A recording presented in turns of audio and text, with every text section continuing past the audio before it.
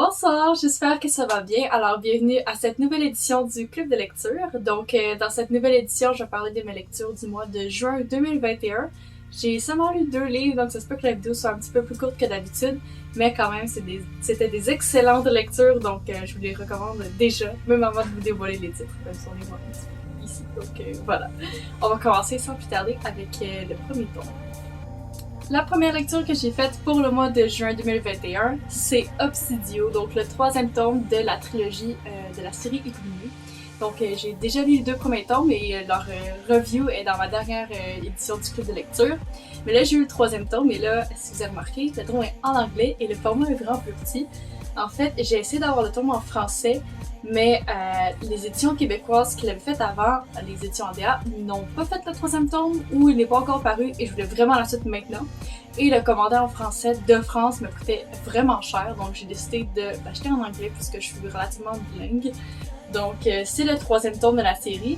Même s'il y a une différence de langage, ça a vraiment pas coupé mon expérience de lecture. Mais en bref, ce livre-là, wow, absolument magnifique. La fin était tout aussi explosive que les 2 premiers tomes.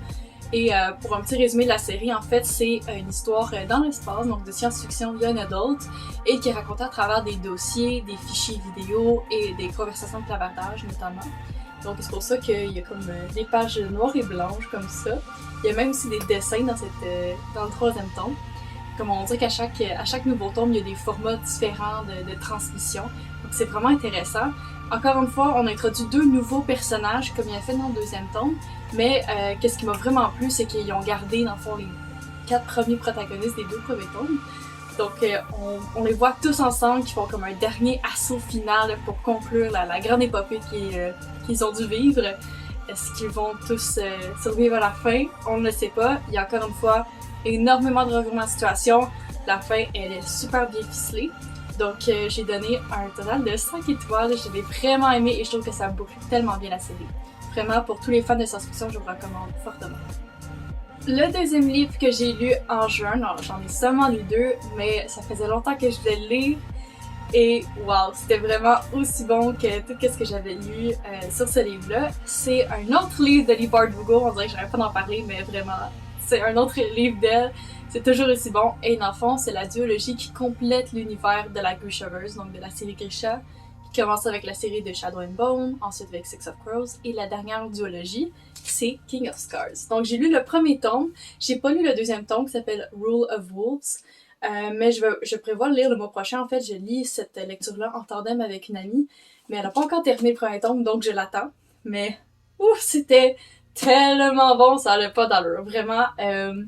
Donc brièvement l'histoire, bien évidemment, sans spoilers. On suit l'histoire de Nikolai Lenstov, qui est un personnage qu'on découvre dans le 2e tome de la série Grisha. Et en fait, je peux pas vraiment dire qu'est-ce qui se passe dans le livre, parce que on suit dans le fond 3 personnages, Nikolai, Nina Zenik, qui est une personne de Six of Crows, et on suit aussi Zoya, qui est aussi un personnage important dans la série de Shadow and Bone. Et dans le fond, on les suit tous les 3 après tout ce qui s'est passé dans les 2 premières séries. Et encore une fois, il y a la merde, comme c'est toujours, et ils seront ensemble, mais plus ou moins, en fait, ils seront pas toujours ensemble les 3. On les voit toutes les 3 qui essayent de vraiment passer par-dessus ce qui s'est passé dans leur passé, justement, et qui essayent aussi de sauver leur pays qui est encore en péril. Donc, vraiment, je le recommande, c'est vraiment un must pour les gens qui adorent la série Grisha. Sinon, comme duologie, en fait, comme premier tome tout seul, il marche vraiment bien, mais par contre, vous allez vraiment être un peu perdu parce qu'il n'y a pas vraiment d'explication sur l'univers, parce que Leigh Bardugo a pris en considération que pour lire ce tome-là, vous avez lu les précédents livres de la Grishaverse. Mais quand même, si vous lisez, c'est le seul livre que vous devez lire, vous lisez cela en premier, ben c'est pas grave absolument, c'est aussi écrit d'une façon que vous pouvez commencer par n'importe quel premier tome des séries de la Grishaverse et ça fonctionne. C'est sûr que ce sera pas la meilleure expérience. Niveau intrigue, parce que vous allez avoir des spoilers, mais quand même. Vraiment, j'ai adoré. Ce livre m'a fait pleurer. J'ai vraiment pleuré intense. Pour ceux qui savent, le chapitre 9 m'a fait vraiment pleurer. Donc, sinon, comme d'habitude pour tous les livres de Leigh Bardugo, les personnages étaient magnifiques, super belle diversité, l'intrigue magique encore une fois, l'univers tellement riche, tellement bien écrit. On apprend beaucoup plus sur le lore, le background vraiment de toute la mythologie de Ravka. Donc bien évidemment, j'ai donné un 5 étoiles encore une fois, c'était magnifique et j'ai tellement hâte de lire le dernier tome, même si je sais que c'est le dernier donc je vais un petit peu être triste. Mais vraiment, je pense que c'est ma série découverte de l'année, vraiment c'est magnifique. Et voilà, c'est déjà tout pour les livres que j'ai lus en juin. C'est vraiment court parce que j'en ai juste lu 2. Mais je prends un peu de temps pour parler d'une activité que je fais en famille. En fait, pourquoi j'ai appelé cette série-là Club de lecture? C'est parce qu'à chaque mois, j'ai instauré avec ma famille un club de lecture. Donc chacun on parle des livres qu'on a lus, un peu qu'est-ce que je fais comme je fais maintenant. Et chaque membre de ma famille parle des lectures qu'il ou elle a lues et qu'est-ce qu'ils vont lire le prochain mois. Donc c'est vraiment le même format que qu'est-ce que je fais maintenant. Et à chaque année, en fait, 2 fois par année, on fait une petite affaire thématique. J'ai vu ça sur Internet, puis j'ai vraiment décidé d'implanter ça dans le club de lecture familiale. Et en fait, on enveloppe 2 livres avec du papier journal et on écrit les 2 premières phrases et on les met toutes ensemble dans une grosse pile. Et là, chacun doit prendre un livre qu'il va lire pour le prochain mois. Donc, c'est sûr que si le livre ne plaît pas énormément, un minimum de 50 pages avant d'abandonner le livre, c'est la règle qu'on a convenue. Mais donc on a eu un événement comme ça, j'ai publié une photo sur Instagram d'ailleurs, je vous invite à me suivre par la même occasion, si c'est pas déjà fait. Mais donc voilà, j'ai pigé un livre à ma mère, donc je vais lire ce livre-là pour le mois prochain. Mais je suis déjà en train de lire un autre livre, donc je vais le lire après bien évidemment. Donc bref, mes lectures de juillet, je suis en train de lire Le Royaume de l'Hiver, Maleficius, donc le livre 1 de la série du Royaume de l'Hiver par Cynthia Carbonneau. Et j'ai reçu ce livre-là à Noël et j'avais vraiment de le découvrir, principalement pour la maison d'édition Lisandro. C'est une nouvelle maison d'édition québécoise qui publie du Young Adult. C'est exactement ce que je lis. Donc je me suis dit, il faut absolument que je vois qu'est-ce qu'il faut au Québec présentement.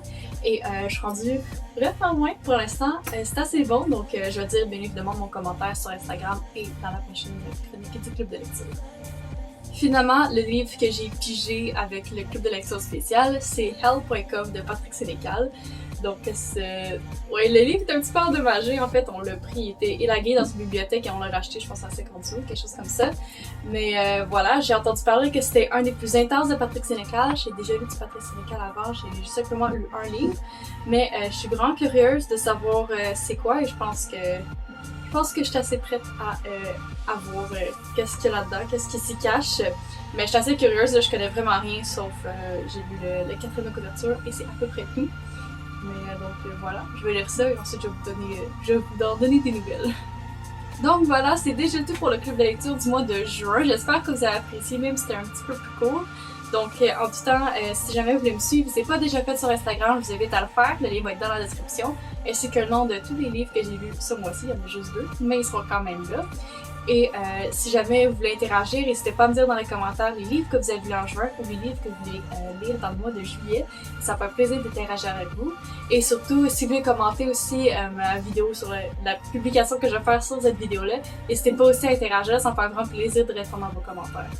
Donc on se dit à bientôt et bonne lecture!